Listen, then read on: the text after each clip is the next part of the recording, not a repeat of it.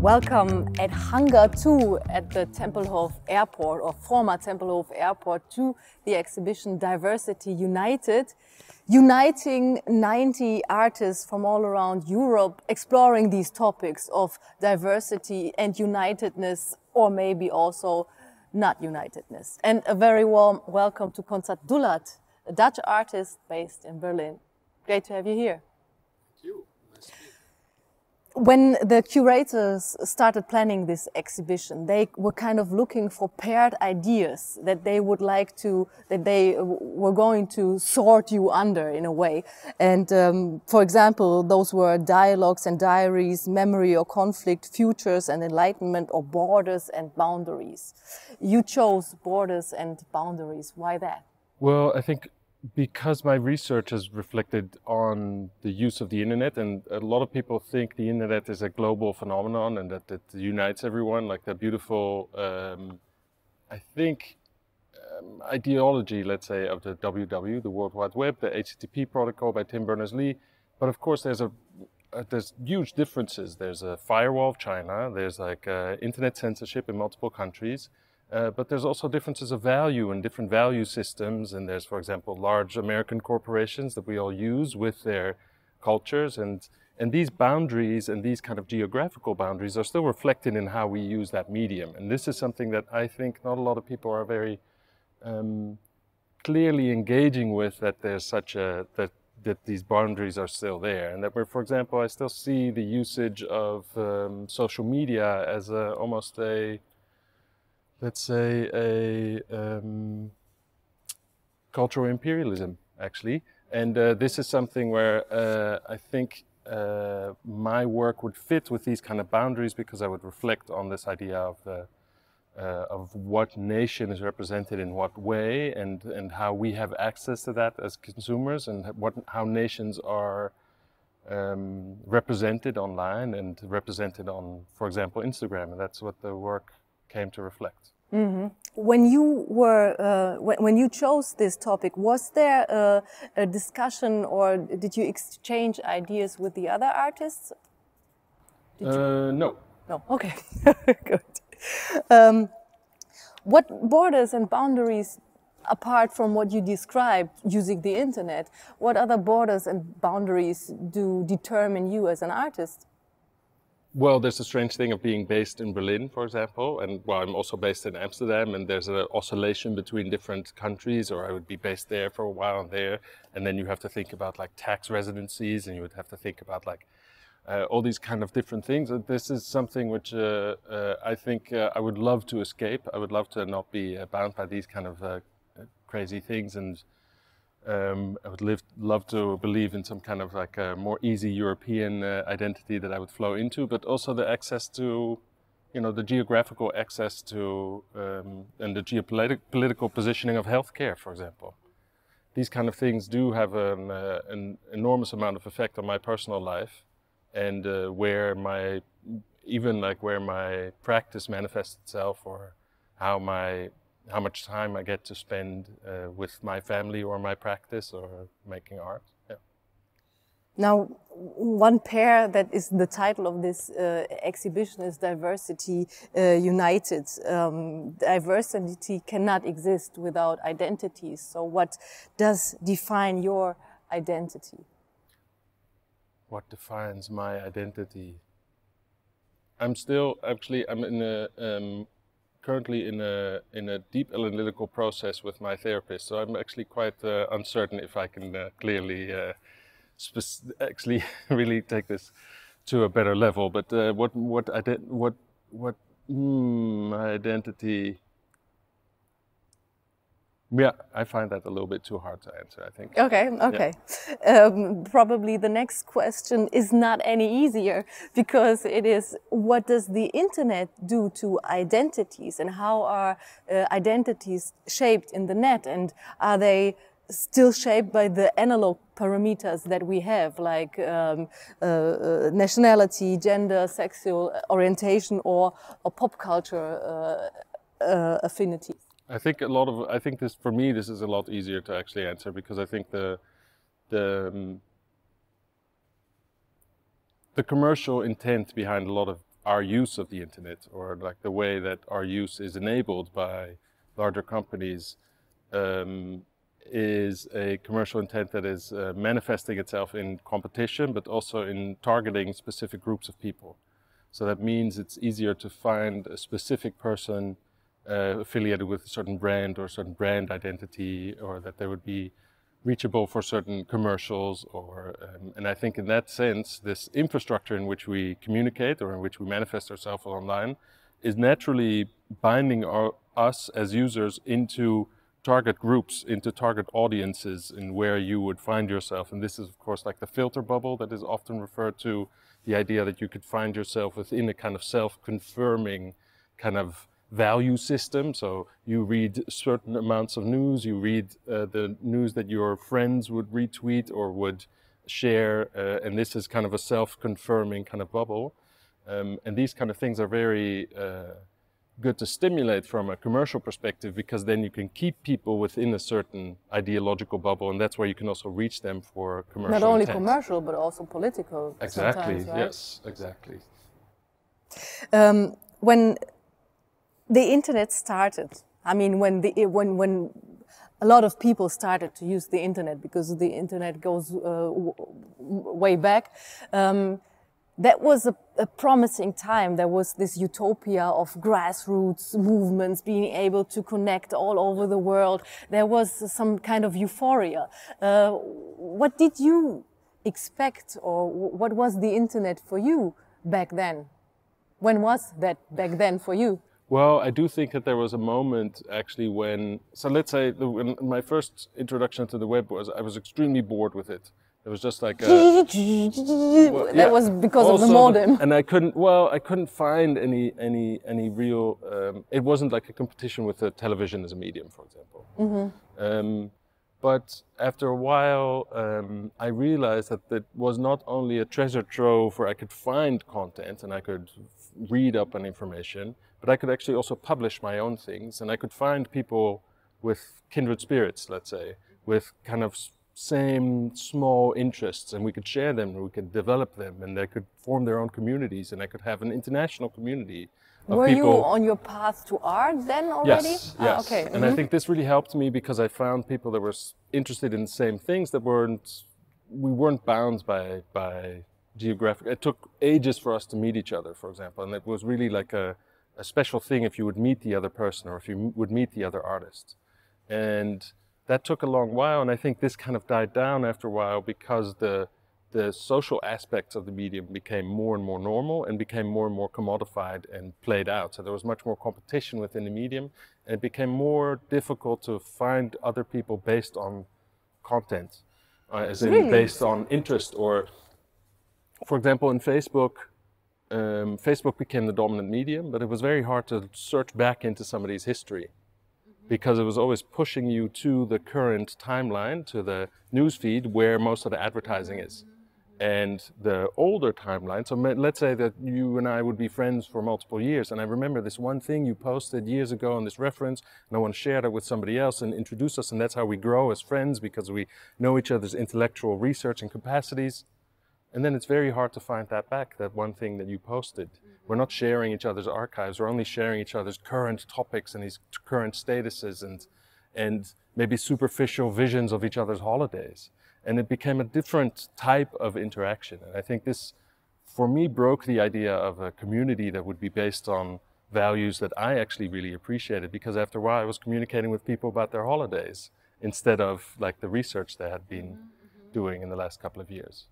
That was a fail of the algorithm then, because there would have been a lot of potential if the algorithm, I mean, that could have been exploited very well also.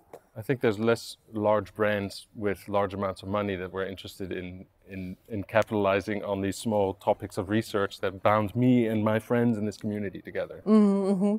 Do you remember the exact moment where this utopia went sour or bitter for you? Well, I know that there's Can you pinpoint that to real things that happened in the analog world, maybe? Well, I always draw a beautiful comparison between, let's say, What's the festival in the US again? The old hippie Burning festival? Man. No, the old. Not Woodstock. Yeah, Woodstock. Yes, Aha, exactly. okay. So Woodstock. So imagine Woodstock is organized by these people, and their land was overrun, and they had all these legal troubles afterwards because it became so popular, and all these people started to use it. I often think of the Pirate Bay in the same way. In the same way as like they enabled kind of a copying and sharing of, and saying like culture and the manifestation of culture can sometimes be larger than copyright and you making money off of it. You know, which I actually totally endorse still to this moment. And this is something where, you know, there's landmark moments when these people had to go to jail, or when these protocols changed, or for example, even I wrote in 2013, I wrote a manifest called Balkanism, because there was actually a moment when a person with a very powerful online medium, Julian Assange, was actually only able to speak on the balcony of the Ecuadorian embassy in London. And these kind of ways that we were all on the balcony, if you have a phone with you, somebody could potentially listen in on that device. There was all this information that came out, like how easy that was. And how we were basically never really in private anymore as long as we were tethered with these devices.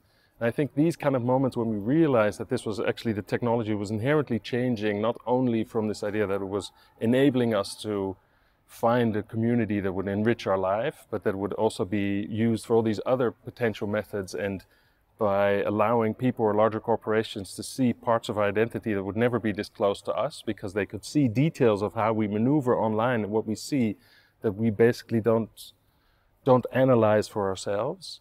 Like, for example, Cambridge Analytica, right? Exactly. Yeah, exactly. Like they can follow like how you move what hesitation you would have to click something. You know, that even the hesitation would play. Well, or even just how your cursor moves. Like even how your cursor moves, like what time were you distracted?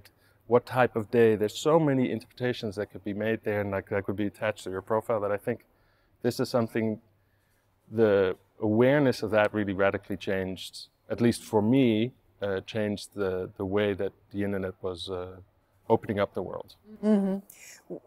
And is the internet still this?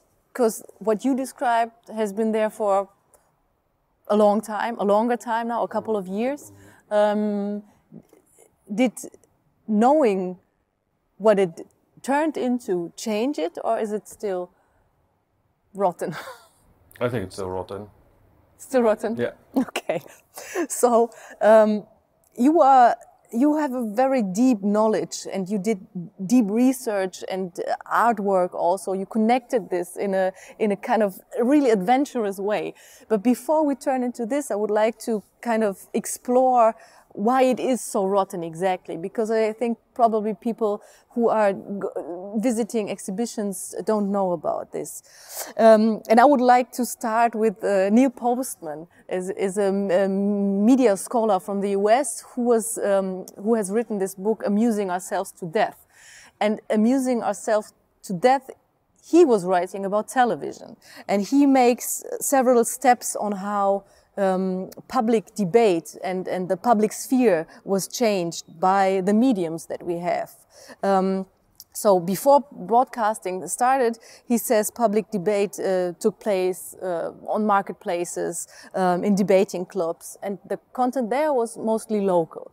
Then when the radio came, when the printing presses started, this debate also moved to books, of course, and newspapers, and making argument and logic attention very crucial to be able to take part in these debates. So it was very intellectual.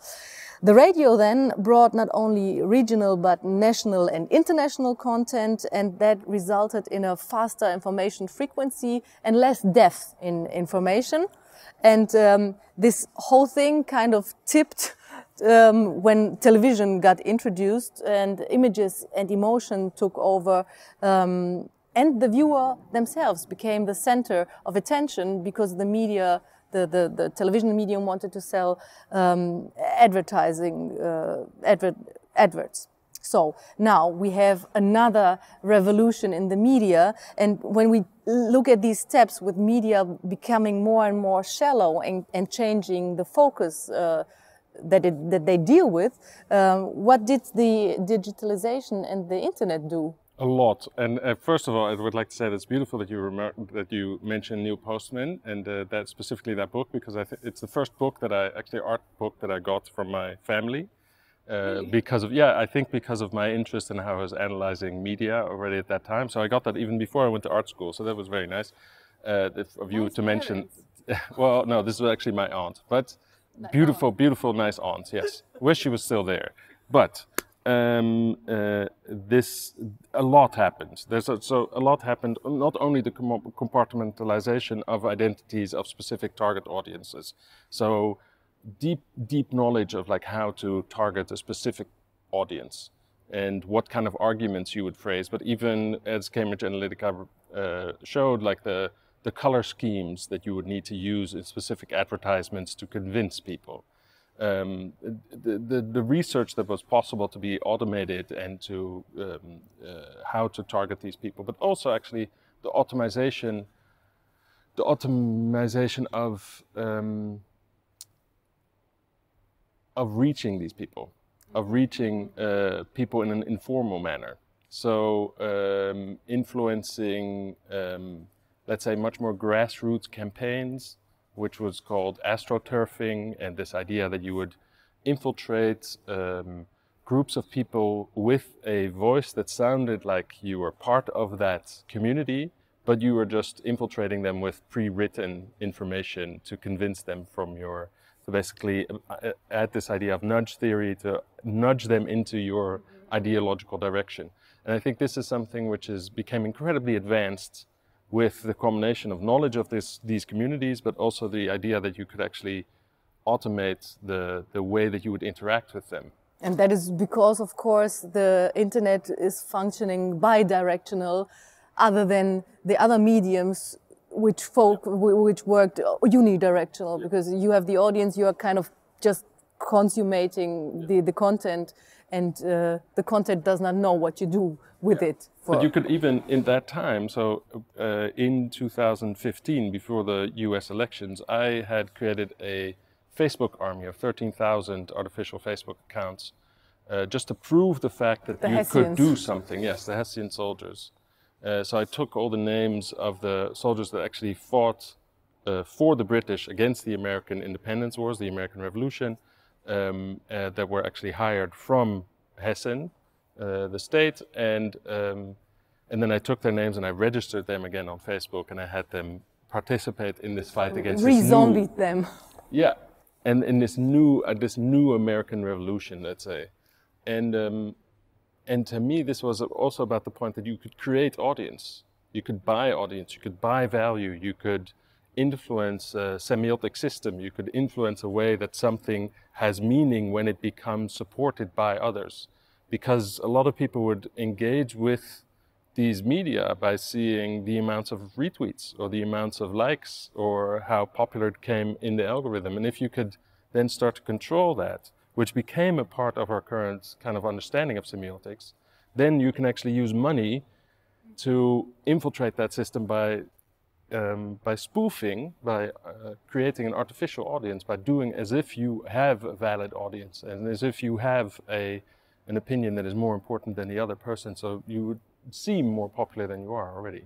So the distortion that was already beginning, the distortion of the public sphere with the other mediums that we had, is scaled up enormously due to the fact that the audience in a way is exposed and at the same time is hidden, like, because nobody knows which profile is bought or not. I mean, you have the techniques and you display in your art how you also in the artwork that you exhibit here, how you probably can detect fake profiles. But this is also interesting to me, because before, when we had these public spheres, public did never mean it is public and everybody can go there. There were filter mechanisms. You either had the courts for making public decisions. You had like rituals and initiations. You have political parties, and all of these places where public opinion is kind of manufactured have their filtering processes. Now that we don't have that, what does this do to our public sphere? So I think it's interesting to consider the idea of making public. So to Yes. make public, you true. can say that you make something available to a public, but you can also see it as you create the public itself. You're crafting the public that would support this information that you are broadcasting. And this idea of making public or crafting the reception or the vessel, let's say, of the audience that would contain that information, I think this is also something very important to consider now, because I think that's an active consideration. I also think that, for example, referring back to Postman, that he also referred to the American elections that were televised, that the more attractive candidate in the end won, the more physically attractive candidate. So this is also something that we might think that we have all these kind of, let's say, very important things to decide on, but there's also very simple, almost physiological kind of responses, almost animal-like responses that tie us to social media, to our phones, to keeping and checking our own insecurities, or almost these very basic psychological systems. What are these animal-like responses exactly? Because also Postman wrote that in the time where the printed or spoken word was kind of dominant, it was about knowledge. The golden age of television was about emotion. What is it now? What is it exactly what the internet is triggering in us? I think it's the fear of being left alone, as in the fear of being irrelevant. And to any cost, you would want to seem relevant as an active participant on this media. You need to feel there's a strong sense of competition. The numbers are fed to you daily of like how you compare to the people around you. And the biggest fear would be to be irrelevant. Nobody likes the images, or nobody spreads it. There's you don't have access to this kind of social feedback. I think this is something which becomes a very big part of the money-making scheme that is a social medium. What role do we as the users play? I mean, the real users, not the Hessian shadow armies and other. I don't see a lot of difference anymore between me and the shadow user. I see myself also clicking things and I'm thinking like, oh, they would have already thought I would be clicking on something like this. And so for me, it's a useless fight to think like, oh, I wouldn't click on that, or like I'd have to resist this temptation. Just as like watching TV, I also enjoy watching things that are completely human and normal to watch, and just like I would engage with social media. So for me, it's very hard, like these artificial users would just copy that kind of behavior. So for example, it was very interesting that when a lot of these artificial accounts were deleted, that from a lot of popular... When Facebook deleted them? In Facebook or Instagram or Twitter, that a lot of these big names, big accounts of famous people would also lose a lot of followers. They also thought like Justin Bieber bought a lot of fake accounts, or other famous people. But it's actually the bots just copied behavior of regular people. The bots like Justin Bieber didn't need to buy any bots. It's just the bots thinking like, well, other people like Justin Bieber. I would seem more normal if I also like Justin Bieber. So this... That's so cute. Yeah, but this is like, how big is that difference then between the programmable user that would just do these things and me, or you, or like why? So for me, it's very hard to see that difference. So the users are not at fault, in your opinion. Who is then? It's the infrastructure that is really like based on this kind of competition and is encouraging people to. Is only lighting the fire beyond this idea of like the fear of being left alone. Yeah, I'm always hesitant because after the Enlightenment, I would think, we as consumers, we have a responsibility, and also we probably have some power. So then probably some things are also because with the way we acted faulty.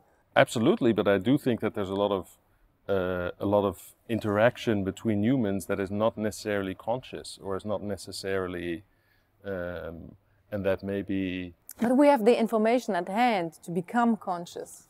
Yeah, Isn't that what the Enlightenment was about? Isn't that the That's kind very of... hard to coordinate that everybody does that to the same extent at the same time. Yes, yes, of course. And then you would have a regulation there, so you'd have certain people you would trust to imply and make certain decisions, and then you would have an infrastructure that would be created. And I think this is something where I would now think that becomes an issue. So how far what knowledge and what kind of power do you give to a commercial company? Do you allow this to happen as a state? Do you allow this to happen as like a larger functioning regulatory body?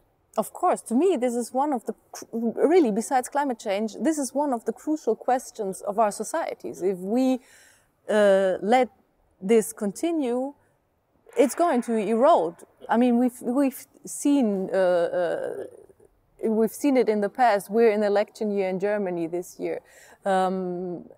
And there are other things happening due to digitalization and stuff. But you were just mentioning trust and truth. What does this entire development do to our trust and our truth? Well, I think there's a problematic solution that was there in the last few years, that you would entrust these kind of larger social media companies like Facebook, for example, to verify what was true or not. And of course, as an artist, I would say like it's a problematic scheme that I'm talking about. But I'm very much pro pseudonyms. I'm very much pro pseudonyms, pro the idea that you would be able to speak under a different name. I think this is a value. I think it's a value that there are people that are allowed to test and basically force a test on society that aren't necessarily immediately identifiable with their passport. So for example, when I traveled to China and I had to spoof an identity number to be able to access social media, to me I realized like, oh, this is tied to an identity marker, like an actual passport. And that would be traced back to an actual physical identity if I say something incorrectly or if I do something wrong. And to me this was a very dystopian vision.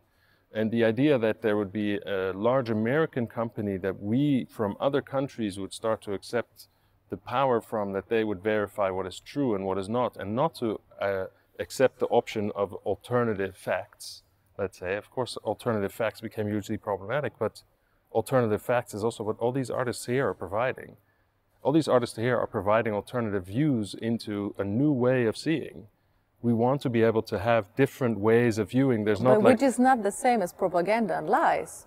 It's not necessarily the same, but there's like they come very close. It's very close, like and the same also as like the same as like... the frame is totally different. See, well, this is where I totally disagree, because when you do this in a political sphere, it's damaging. It damages trust and truth. In a place like this, to get your trust and your truth a little shaken, in my opinion, this is what art is for. And it is, for example, when you have your truth and trust shaken in a sphere where you don't even know it, or where it is probably a little difficult to really find out the facts, then it is different, don't you think? No, there's different applications, but I think to the core it's the same. I think to the core it's the same that, like, I think propaganda has been using these kind of methods and tools that are basically naturally the language of the artists. And it's now up to the artists to see if they can reclaim that territory. But the same is, of course, that this exhibition was also opened by politicians, also becomes a political motive to subsidize or to, you know, there's also politicians that would affiliate with... Or to step into dialogue again. Exactly, but it also becomes, for example, the idea of like a diverse Europe, or the diversity, or like even what diversity would mean if it would be acceptance of LGBTQ plus values or whatever. This still becomes an idea, of course, like of a political motivation. So I think in that sense, it's still for me hard to separate these values directly, because I could see certain propaganda aspects or even certain campaigns that I would think like that's very close to like a performative artwork. But when you say that we users, we people that use the net, if this is not our fault, then who are you targeting with your artworks in an exhibition like this or the others? Well, there's a thing, of course, like I think the beauty of what an artist can accomplish is that somebody, and I always tell my students this, That somebody that is in a rotten part of their life where it's continuing and there's a very detrimental vision on what their own life is like, that you could maybe sometimes give a slightly different direction to see things, maybe a more playful or more malleable kind of way to see reality that you're currently in. Maybe show that you can play with tools that they didn't expect that they could play with. Like, for example, I'm using these bots or these artificial accounts also read poetry and comment poetry one line by line, and I think or even on your homepage make kind of concrete art by just having the letters follow your movement. Mouse. But for example, I would write these on an Instagram post. I would have hundreds of bots line by line say my poem, and these bots would not be me, but they would speak my voice, and that's a similar kind of tool that I would automate a kind of mass effect or a kind of mass support of my poem, while that actually isn't even there. And it would see as if all these people came together and would speak in rhyme together. And I think this is kind of a way for me to show a kind of more playful way to interact with something that can look really grim and dark and really horrible. And also show that there's potentially a beauty into playing with these identities, or not knowing for certain what is true or what is not, and that you need to verify this yourself. And I still think that there's, within the technological world, there's sometimes a belief that there could be some kind of over-encompassing truth, some kind of superhumanist vision of what the truth would resemble. But there's so many different truth is multifaceted like a diamond, just like identity is. There's so many different ways of seeing something, interpreting something. Sometimes you would call it a bias, that you would have a preference to see something from that perspective. And sometimes you would need to see that there's like a cultural representation to see a truth in a different way. And I think this is something which I think we need to be able to shift, and we need to read news, and we need to read interpretations of news, and we need to engage with that information as well as possible. But I don't think that we can technologically solve this issue by stamping something like this is verifiably true and this is the total truth. Like, for example, I had a beautiful conversation with people at Google that, you know, sometimes certain things are more important in another country, in a smaller country, for example. A smaller country or a large country, or you'd have different type of Google results, or you'd have different types of interaction. And it's very hard to just find one common truth and one common kind of representation of what human life is like. And I think therefore you need to be able to switch between these different aspects and then make up your own mind. And but it's very hard. This is again the responsibility of the viewers, right? Or you, in a way, you're trying to school them a little. I mean, not to school like in a hierarchical way, but to encourage this ability. Do we have the tools? That's something that is, I think, do we get these tools? Do we have these methods? Or are we allowing larger corporations to channel us into these small user groups that would be targeted by these audiences, and that makes it, or like these companies and the advertisements, that these advertisements have an easier path to this fenced group of people, this fenced group of users? Or do these users actually have the tools to jump away from these bubbles? And what kind of agency does the user have? Now, you are the last generation of the non-digital natives, being born in 1977. When you started out to get to know art, and when you started to go to art school, probably it wasn't clear what we have. It was such a fluid, changing, swobbling material, this internet. How did you make this into the material that you work with? And what does that mean for you as an artist to have a material that is so new, where you cannot be compared? It is, you know, it's out of the art context in a way. So to me, in my belief in what art means, it's a dream come true. You know, it's a dream come true of like the responsibility for the artist to seek out new ways of seeing and to seek out new media, new interpretations, and not just repeat what the other person has done before, to remove it from the idea of the craft and the repeated gesture, but to actually see if you can make new ways of seeing. So in that sense, to form a new craft entirely, in a way. Not necessarily craft, but let's say that you know, like I always saw it as in a way that we'd be looking at a landscape, You know, if you look at a landscape, that's one thing. But now, who looks at a landscape? Everybody's looking at their screen. Nobody looks at, like if we're in a train, nobody looks at the landscape that's passing by. Everybody's on their screen. That's the landscape that we need to reflect upon. And that's a very active, strange landscape that has manifested itself in all these different ways for different audiences and different interactions that are technologically almost like a black box for sometimes for people, that they would see it's almost like the secretive system that gets this content to them. And this, to me, is a landscape that is very interesting to see. If you would be an artist that, you know, is thinking about landscapes, then how do you think about this? And I think when I started art school, I was trained as a video artist, and I need to buy the right cameras, these like beautiful cameras that these people are using here. And we needed to have the right tripods and the right lights and all these things. And I didn't have access to that amount of money to be able to do that. I know that when I wanted to buy a camera, it was 10,000 marks. Exactly. I needed to have a 3CCD chip camera to be able to be broadcasted on 3CCD. It will be engraved in my brain forever.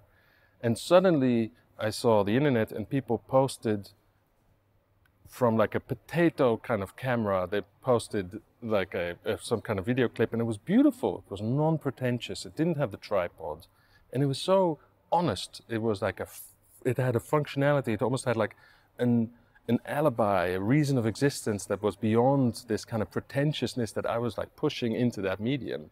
And then suddenly I realized this is something that will change this idea of publication, the idea of distribution, the idea of like how to participate and share things with people, and the idea that that anybody could just publish and bring that out. I think this, for me, created a way that I could combine a very rich source of information, working with footage that I found online, working with subcultures that I would find online, or other cultural manifestations that became very interesting. A medium that was developing, a way that, for example, the early designs of YouTube became very important. Like YouTube has radically changed. It's still a very young cultural phenomenon, but it's radically changed in like how people could post responses, how you could form groups, and like how it became what it is today. I've always had a disliking of the medium, and I'm still very sad that that became the dominant medium, because there were so many beautiful other options that were much more interesting for the content, or for the content to come bubble up. And now I'm like, every time I open up YouTube, I see the same 3 types of videos. And it's hard, like, anyway, it still gets me very emotional. So in that sense, the emotions that bubble up and like how I'm using it and like the way that I can be engaged with it, I think that forms a lot of triggers for me to think like, what could be potentially a new material? What is my oil paint? So for example, YouTube. So YouTube, to me, is something which was very interesting to follow, because the way that they organized the medium and the way that the infrastructure worked. So in the beginning, for example, you could comment on other people's videos. So I would have artistic conversations with people and responding to each other's videos. And we would have these beautiful kind of online conversations. That's not possible anymore. And by now, if I open up YouTube, I just see the same 3 types of videos. But in the beginning, I was really interested in seeing if there could be another medium. And when I started to realize there was so much capital behind YouTube pushing it into all these losses, these millions and millions of dollars they lost before Google bought them, I thought like, this is just any video in the future that we will see will start with the same kind of start button, the same kind of logic of loading, the same kind of playing thing. That kind of inherent logic that this medium is bringing will be influenced by that company, because that will be the dominant company. And for me to register that became such a inherent part of me thinking about video, me thinking about that medium, also became part of my understanding of the material. Mm-hmm. So every time these things change, that becomes a part of my consideration of like, what is my oil paint? What is my marble? If I would make a sculpture, what is my marble? What are my tools that I'm using? If I would translate that to Photoshop, for example, if I would translate that to, there's a beautiful thing in Photoshop that's called the healing brush, for example. The healing brush. So you would think like, there's a sick image and you can heal the image. There's like there's an imperfection there. So these kind of ideas of like these semantics that are introduced, the understanding of like how human communications is structured through this media is an inherent part of our lives now. And I think if we can play with that as part of an artistic medium, that's like the biggest challenge that I was born into, I think. And it's probably the biggest challenge for the art institutions as well, because how do you display, how do you market, how do you kind of eventualize net art? Yeah. How? Well, I mean, I've been lucky to that aspect. I don't think it's that hard. Just as like anybody can make a website, you can own a website. You can also have an artwork that would be a website. You can have. But it's totally different. Sending people to a website is nothing like the way we kind of vernissaged art before. No, but I made a beautiful system to do that, actually, during the pandemic, where you could see other people going around, and when you walk next to them, you can talk to them, and it was very, very successful. But it is different. Of course, it is different. Just like a book is different to a painting, and a book is, for example, a very private exercise. You read a book in private. It's very difficult to like have the same kind of emotional reflection to a book if you consume it all together, as if there's pages on a book just hanging here and you would have to go to a space to read that book. There's a different type of interaction. There's a different so you're bookicizing art? Well, there's certain analogies, for example, to a performance, and like, is the computer maybe, is the server also performing for you? Is that finishing a performance? Is it a part of my performance? Or would you say, for example, just like a book can be read to you by the author, maybe there could be a way that the artist could show you through a website, or could show you, or would enlighten you, or there's different types of interactions with all these works. And just the fact that there's like a dominant form which we find ourselves into now, with these beautiful white walls that have been created by this beautiful company, and there's other ways, there's other types of white walls, and this other types of white wall can be the browser, can be a phone, can be another type of medium in which culture will manifest itself. You know, it's undeniable that culture manifests itself within these media too. Mm-hmm. So, what are you working on currently? Currently, I'm actually further developing that medium in which you could have these kind of online vernissages. Mm-hmm. There's certain softwares where you can kind of incidentally bump into people, like in a real exhibition. Are you talking about these kind of things? I actually made one, or I actually made the one where that's most accidental, I think, but the most beautiful one, but non-commercial also, because I'm still a very strong internet idealist that I don't want to harvest user data and sell it to other people, so we don't save anything, but it's called common.garden, and that's a project in which is hosting multiple exhibitions and partnering with multiple institutions. So I'm quite happy with that my vision on like what the digital interaction could mean to people and how important that was during the pandemic goes also longer than the pandemic itself, hopefully, if it doesn't come back now. And actually become a new medium of and within itself. And I think this is something which I am currently kind of interested in, to see how that kind of social interaction can manifest itself also as a alternative to social media, or an alternative to kind of more public fora or public spaces, and to see what it means if you run these things yourself as a person, not as like a multi-million-dollar company, but just as a person that would run something similar.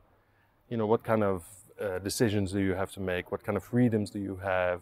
How do you protect certain values like the privacy of the users, or security issues and these kind of things? They become very close to like artistic considerations at the same time. So I'm very much thinking now in like how my artworks can also become a kind of a tool or a way of speaking. So not only reflecting on the way of speaking that maybe Instagram or Google or larger tech corporations do, but like how do I will never speak on that level of like multi-million-dollar companies, but what if I do something similar, that I would enable a way of publishing, or enable a way of people meeting each other? Then what does that mean as artistic gesture? Is this going to save the internet and us? And if not, what is? Nothing's going to save us. It's just a romantic from now on. It's just a romantic vision of detriment. We're just back to the romantics. We're just like back to being Caspar David Friedrich and seeing nature envelop us and destroy us from the end. We'll be eaten by ourselves. Great, thank you. You're welcome. Let's have fun. Thank you very much.